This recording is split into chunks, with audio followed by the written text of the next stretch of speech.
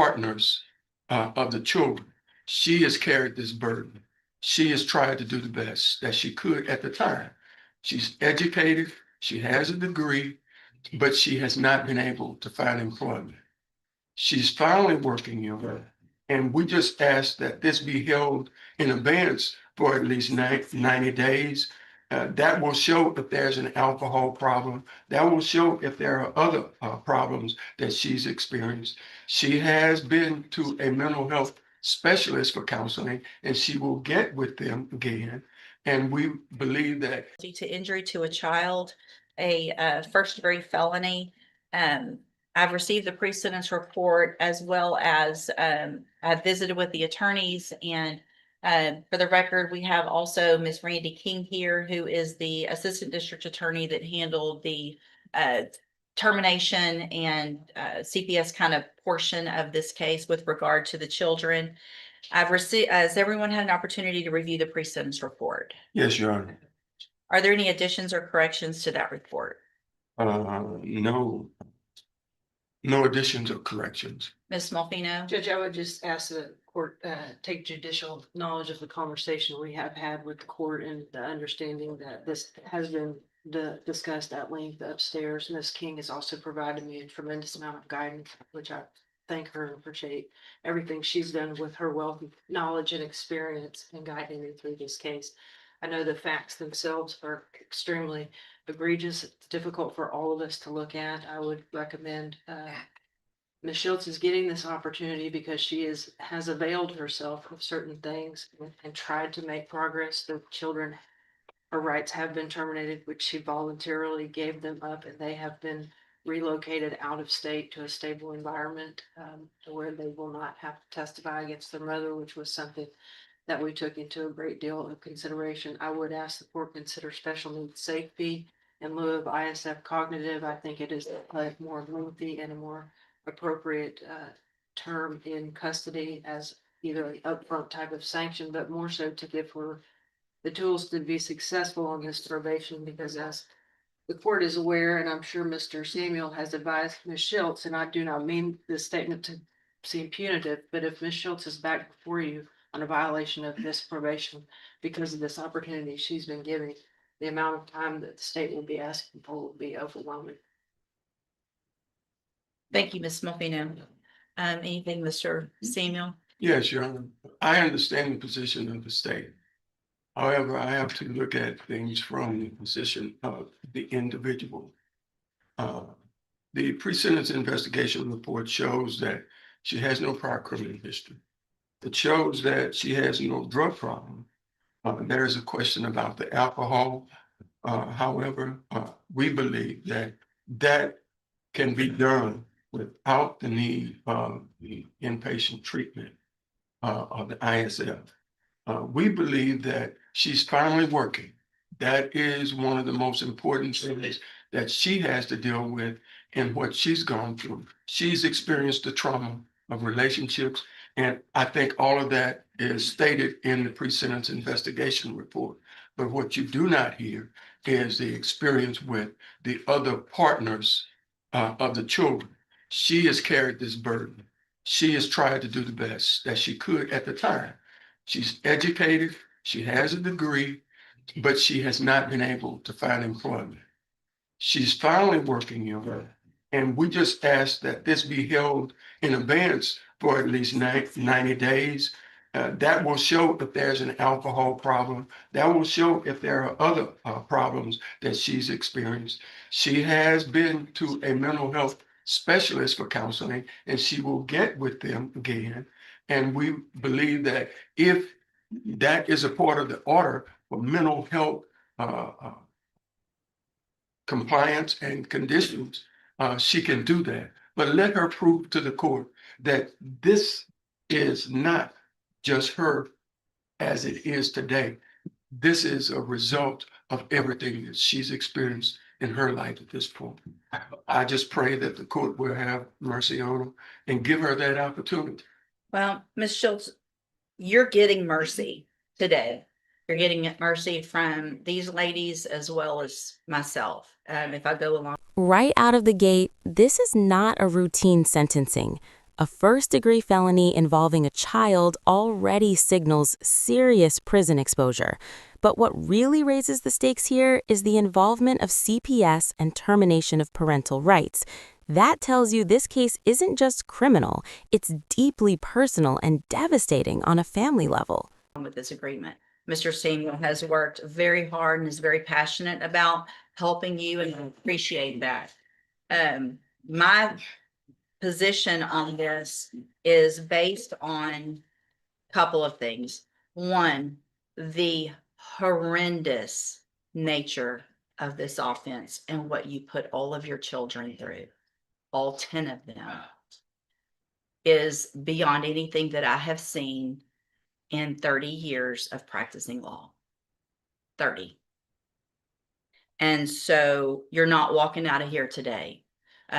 My initial thought was some upfront time, but if I'm going to stick you in jail, then I might as well put you somewhere where you're getting some help that you need, so that when you are released, you hopefully will be able to be a productive part of our society.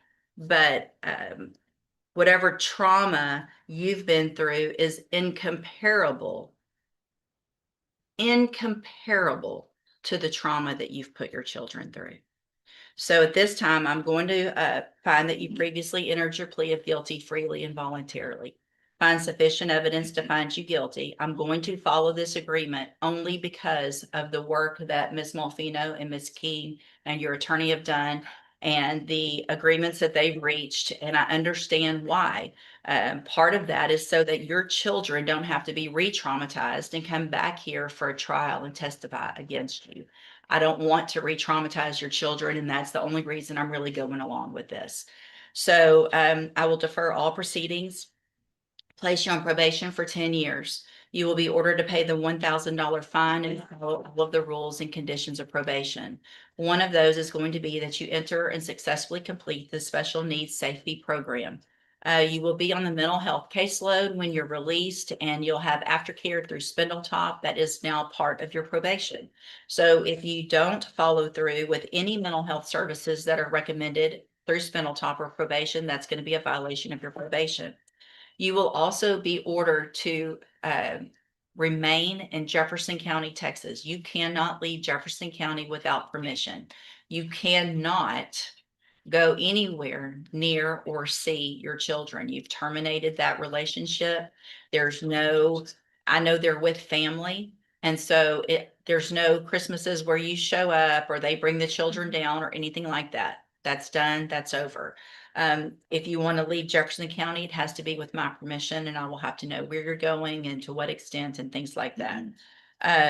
If you do everything you're supposed to do on this probation, I cannot stress enough what kind of opportunity this is that you're being given.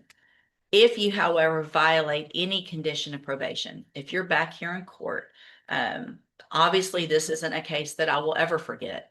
And Ms. Malfino will also, like she said, if you violate probation and come back in here, depending on the case, what you violated and how you violated, you could go to prison for anywhere between 5 years and up to the rest of your life in prison. Do you understand? I'm handing you the trial court certification that shows this was an agreement and I followed it. So you've waived your right to appeal. So you can go, that's for her. You can go back with the bailiff. Thank you, Ms. King. Thank you, Ms. Malfino, Mr. Salmon. Did I already do any of the sentencing, or did I just let you guys kind of know that I was leaning towards probation and that we needed to have? I know it's indicated on January 26th of this year, we appeared, we discussed the PSI. There was a disagreement as to the restitution. The court says that it was inclined to place the defendant on a concurrent probation, given the length of time between office date and the indictment. Then fast forward to February the 9th of 26, the case was simply just reset for restitution hearing. So it looks like you didn't do And anything. haven't actually sentenced yet. I don't believe you did, Judge. Okay, and have you, so, all right, ma'am, you're Janisha Leonard. And Ms. Leonard's here in 3 cases. One is cause number 25 DCCR 0297. That is the new theft of property case, a state jail felony. She entered plea of guilty to. And then we have two MTRPs, one in cause number 19-33340, theft of property, and 20-36095, a theft of service.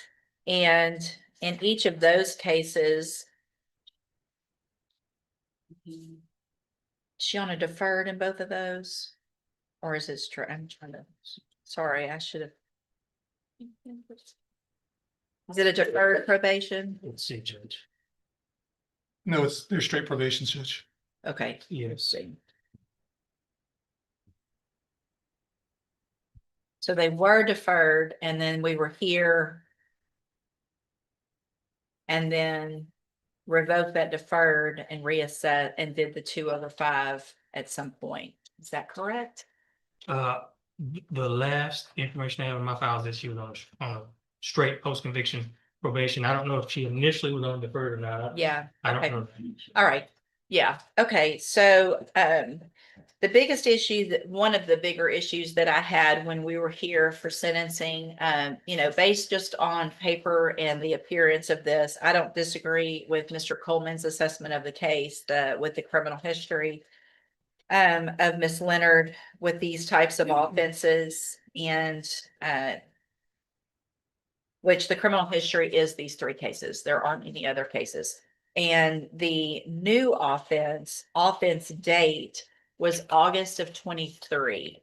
And it's kind of just unknown. It sounds like why that case was delayed in prosecution. Doesn't look like anybody knows. And so the time frame between that and now and the lack of any other cases while Miss Leonard has been out and on probation during that time and doing well, it looks like otherwise on probation, is what leads me to potentially move forward with continuing the probation potentially on the others and giving her a probation on this one. So there was no agreement on any of these, but it looks like there was an issue with regard to the amount of restitution.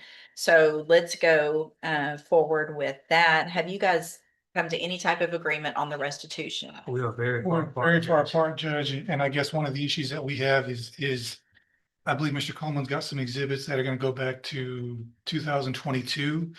I would object to looking at anything outside the range in the indictment. The indictment goes from August 23, and we'll get to the exact dates, Let me get it pulled up as well. August 24th, 23 to September 4th, 23.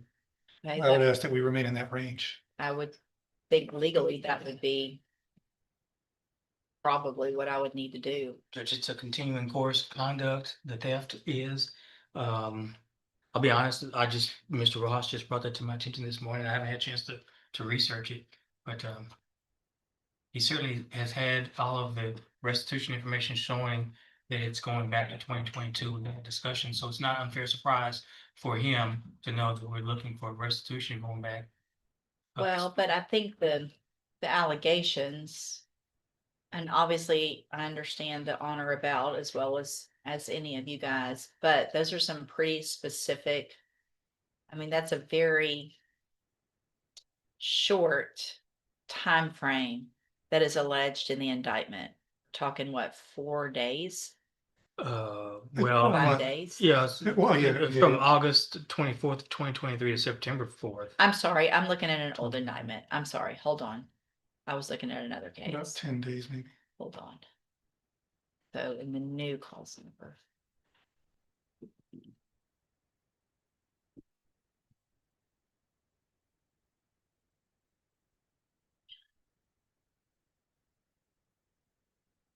So yeah, this one is.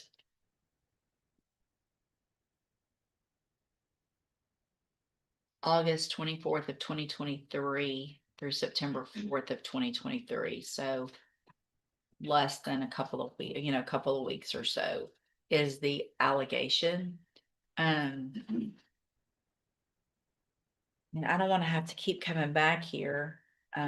But I think to go back, if it was a few weeks off or a month or two off, but if we're talking years of requesting that, then I think that's something that indictment needs to allege. And so we can go forward with that time frame today. I think legally that's where we need to be. She's already pled to it, so I think it's kind of late to amend the indictment. So with regard to the time frame of August 24th through September 4th of 2023, what is the amount between that time frame? Do you guys have that? Or need some time to look at it again to make?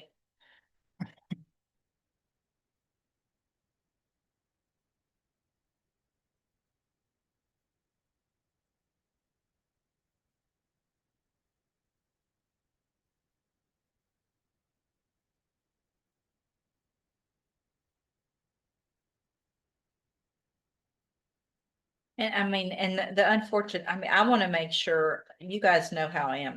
If someone has had something stolen, I want them made whole as much as possible. I just don't think we can go back Sure, Judge. that far legally. So I want to make sure that the victim understands that as well, that we've got kind of a limited time frame here that we need to move forward on. If I'm going to order restitution and probation. Y'all need a minute to do some math? Just a on- quick minute, just. Yeah, y'all, look y'all at some go ahead, dates. y'all have a seat based on, I guess, that. See if there's something you guys agree to as far as that time. Just based on an on or about date, and they understand that the court's willing to kind of go back a number of weeks. I've got receipts to go back as far as, I believe, August the 9th of 2023. I don't know that that would necessarily be, I think that that would be enveloped in the on or about. I mean, I wouldn't disagree with that. so So August 9th, 2023. And then what was the last? the last. Is one that the was- September 4th the- date? The last one is, I don't want to misquote. Let's see here.